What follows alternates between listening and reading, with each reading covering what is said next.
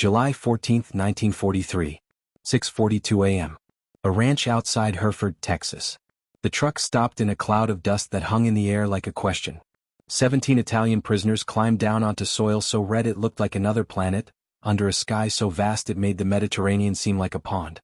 They'd been told they were going to a work detail. They hadn't been told it would involve horses.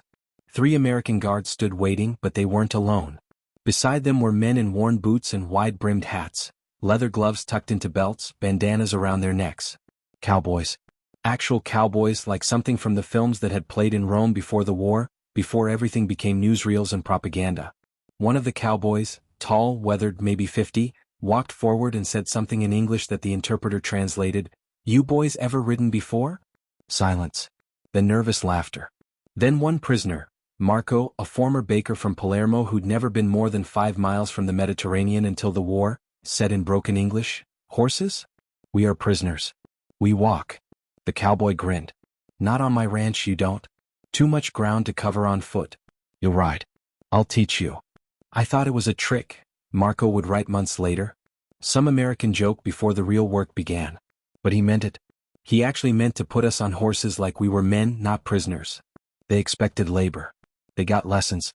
And in that impossible reversal, Texas became something they'd never anticipated. A place where enemies could become riders. The moment unfolds with the strangeness of finding yourself in a landscape that doesn't match any map you've been given. July 1943. Italy had been in the war for 3 years, fighting in North Africa, the Balkans, the Eastern Front.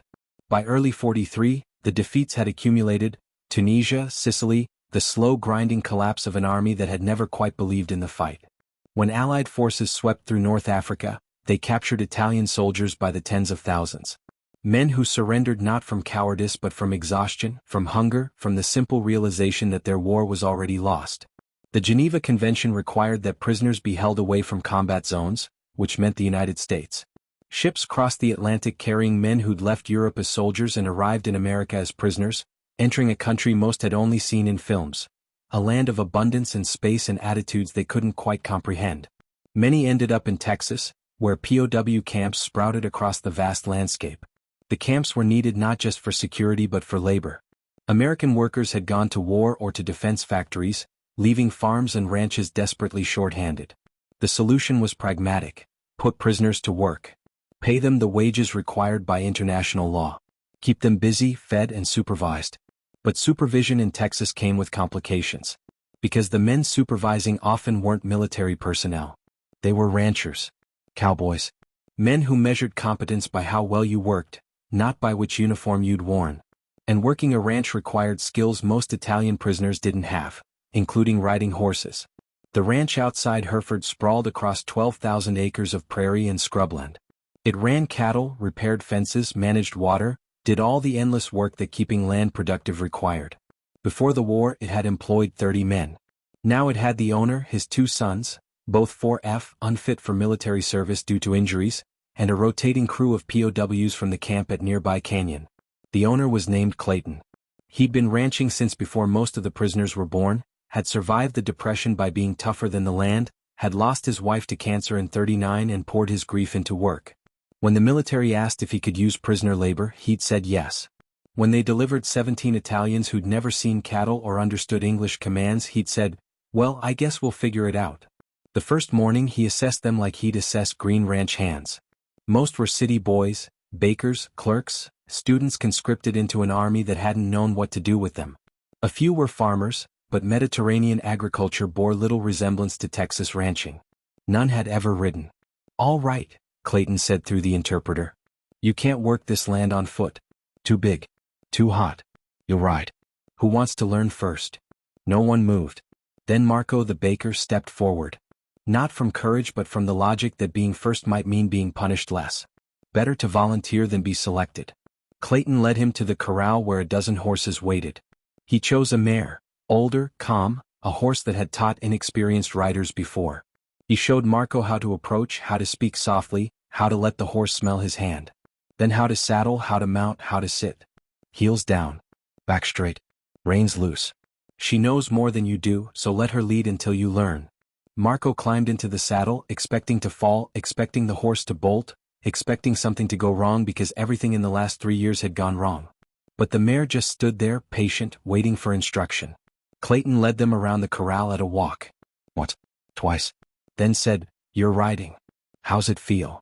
Marco looked down at the ground, at the distance that separated him from the earth, at the animal beneath him responding to the slightest shift of weight. He looked at the horizon, at the impossible expanse of land and sky. "Like flying," he said in Italian. Then in broken English, "like, free." "For 10 minutes I forgot I was a prisoner," Marco wrote. "I was just a man on a horse learning something new." That gift, that brief forgetting, was more valuable than any official kindness could have been. If this moment already changed how you see the war, subscribe, the next will surprise you even more. The work began in earnest the next morning. Fence repair mostly, riding out to distant sections, checking wire, replacing posts rotted by weather and time. It was hard work, physical and relentless under the Texas sun, but it was work that made sense. You could see what you'd accomplished. You could measure progress. Clayton's sons, James and Robert, supervised with the casual authority of men who'd been ranching since childhood. They taught the Italians not as prisoners but as green hands who needed training. How to read the land for water. How to spot a sick animal. How to handle barbed wire without tearing your hands apart. How to communicate with horses through pressure and release, teaching them the vocabulary of horsemanship that transcended language. The American guards were present, always armed, always watching, but they quickly learned to stay back. The work didn't need their supervision. The Cowboys handled that. And the prisoners worked with the intensity of men grateful to be doing something useful rather than simply waiting in a camp. One afternoon, a fence post broke while Marco was repairing it, the wire snapping back and gashing his forearm. Blood ran down to his elbow, bright and immediate.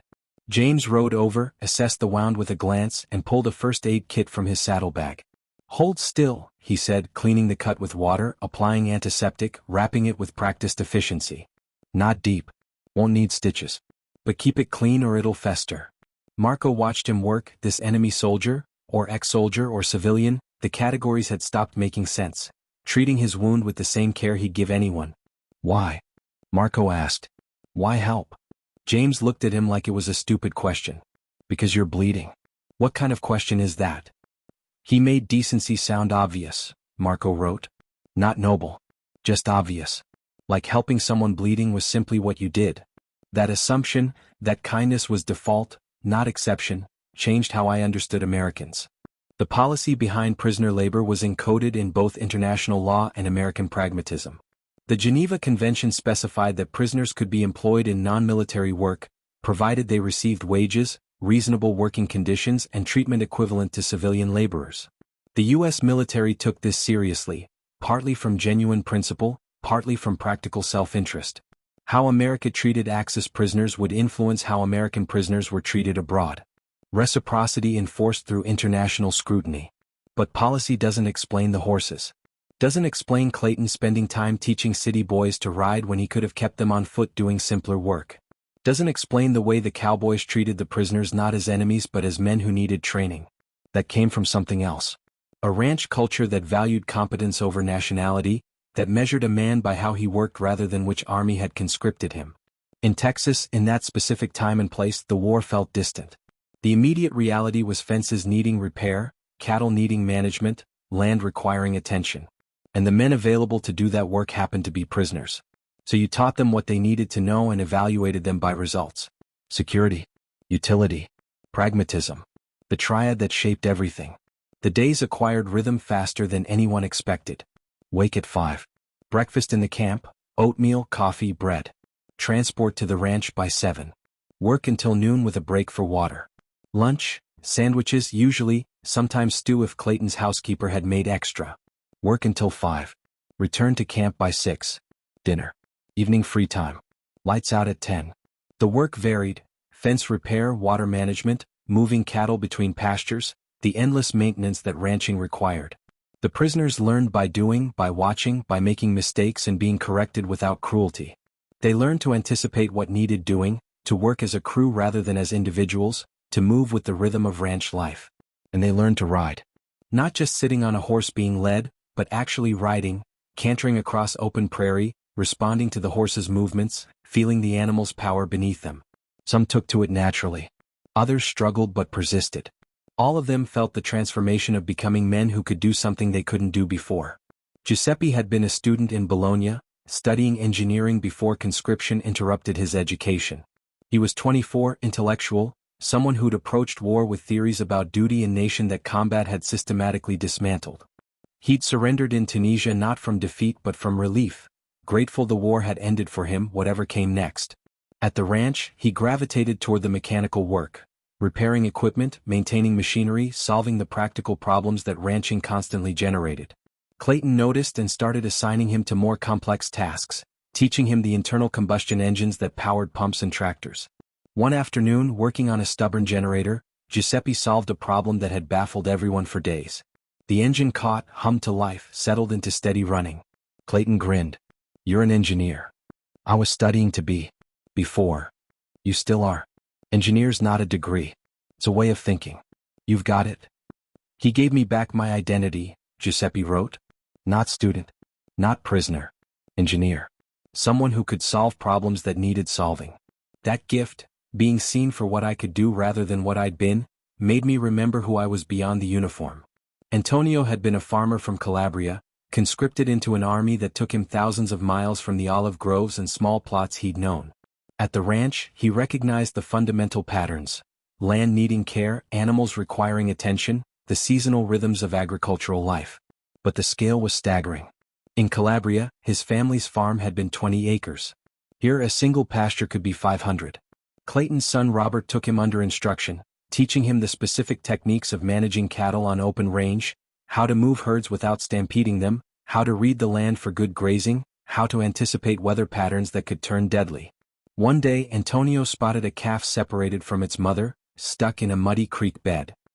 He rode down carefully, dismounted, pulled the animal free with the patient strength of someone who'd handled livestock all his life. The calf was fine, just scared. He carried it back to its mother and watched them reunite. Robert, watching from the ridge, rode down. "Good eye. Good handling." Antonio shrugged. "Is just farming. Same anywhere. Not the same. But similar enough. You've got the instinct. That matters more than technique." "He treated me like a colleague," Antonio wrote. "Not a prisoner who happened to know farming, but a farmer who happened to be a prisoner. That distinction, small in language, enormous in meaning, changed how I saw myself. The transformation happened in moments too small to catalog but too significant to ignore. A cowboy offering a canteen to a prisoner during a water break, the gesture automatic, unthinking. A prisoner helping repair a fence beyond what his work assignment required, simply because the fence needed repairing and he was there. A shared cigarette during lunch, sitting in the shade of a truck, talking in fractured English and hand gestures about families, about home, about the small universal concerns that transcended nationality. One afternoon, after a particularly hard day moving cattle, Clayton produced a bottle of whiskey and poured shots for everyone. Cowboys, guards, prisoners. Not a celebration. Just acknowledgement that hard work deserved recognition. "To good work," he said, raising his glass. The translator repeated it in Italian. The prisoners raised their tin cups. They drank together, standing in a loose circle, sweat-soaked and exhausted and briefly united by the shared experience of labor completed. "We were not friends," Marco wrote. "But we were not quite enemies either. We were workers." And that category felt more real than any politics. If you're seeing this war in a new light, subscribe. The next scene will challenge you even more. August brought temperatures that made work afternoon nearly impossible. The schedule shifted. Earlier starts, longer midday breaks, work resuming in late afternoon when the sun began its descent. During the break one day, Robert brought out a guitar and started playing country songs, folk melodies, the kind of music that required no translation to understand. One of the prisoners, a man named Luca who'd played in a cafe band in Naples, asked if he could try. Robert handed over the guitar. Luca played Italian folk songs, his fingers finding melodies that spoke of mountains and seas and homes they might never see again. The cowboys listened without understanding the words but understanding the music, the universal language of longing. When he finished, Clayton said something the translator repeated: "You play beautiful. Music's one thing war can't ruin. Remember that." September brought news that Italy had surrendered. The prisoners heard it during evening muster, the announcement delivered by the camp commandant with military formality. Italy was out of the war. They were no longer fighting for Mussolini's regime but were technically co-belligerents, though their status as prisoners hadn't changed. The reaction was complex. Relief that Italy had stopped fighting. Shame that it had ended in surrender. Uncertainty about what this meant for them, for their families, for the future they couldn't see. At the ranch the next day, Clayton addressed it directly. "I heard about Italy. I know that's complicated for you. But here's what hasn't changed. Fences still need fixing. Cattle still need managing. Work's still here. We're still here. Whatever's happening in Europe, here you're still ranch hands." That's something. It wasn't comfort. It was acknowledgement that work continued regardless of politics, that the immediate reality of labor transcended the larger currents of history. And somehow that mattered. October brought the first cold snaps, the temperature dropping overnight, frost on the grass at dawn. The prisoners were issued better coats from military stores, but Clayton supplemented with extras from his own supply: work jackets, gloves, hats that actually fit. One morning Marco's horse threw a shoe. Robert showed him how to remove it completely rather than leave it half attached, explaining the anatomy of a horse's hoof, demonstrating the care required. Horse takes care of you, you take care of the horse. That's the contract. He taught me as though I'd need this knowledge later, Marco wrote. As though I had a future that might include horses. That assumption, that I would survive, would have opportunities, would need skills beyond this moment, gave me permission to imagine beyond captivity. The story does not end with redemption because redemption implies a transaction completed. These men didn't earn their treatment through good behavior or moral transformation.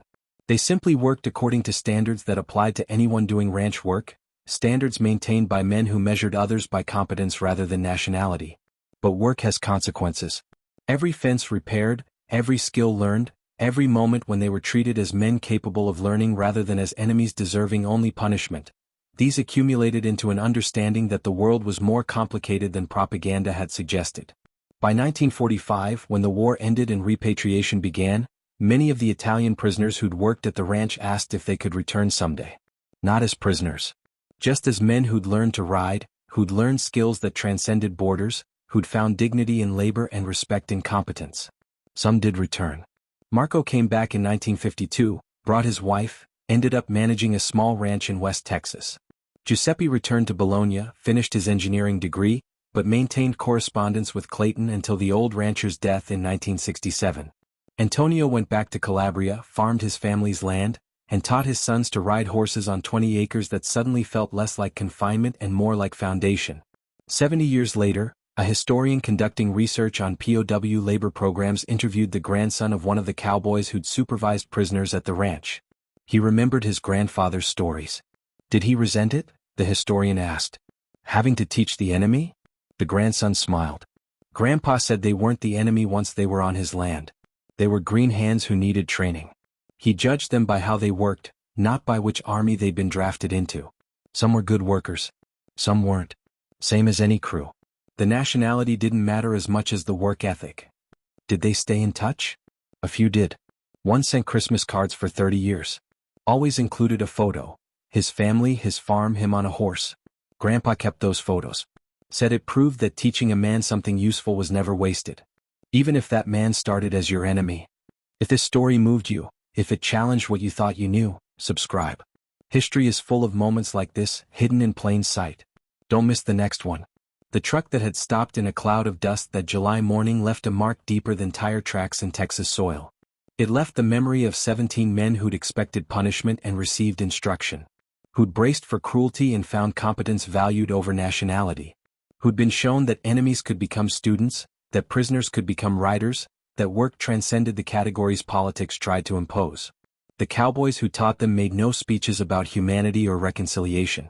They simply did what ranchers do. Assessed the labor available, taught the skills necessary, and evaluated results by the same standard applied to anyone. The prisoners were green hands who needed training. So they got trained. Simple. But simplicity applied with consistency becomes principle. Competence recognized regardless of uniform becomes dignity. Work offered not as punishment but as purpose becomes transformation.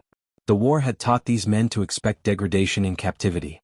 The ranch, with its vast horizons and patient horses and cowboys who measured worth by work, taught them something harder. That value could be recognized even in enemies. That skills could be learned even in confinement. That dignity could be maintained even after surrender. They arrived as prisoners. They worked as ranch hands. And in that gap between categories, between enemy and employee, between captive and capable, They discovered something neither propaganda nor ideology had prepared them for. That competence respected competence, regardless of which flag it had once served. The war had taught them to be soldiers. Texas taught them to ride. And somehow the latter mattered more than anyone expected.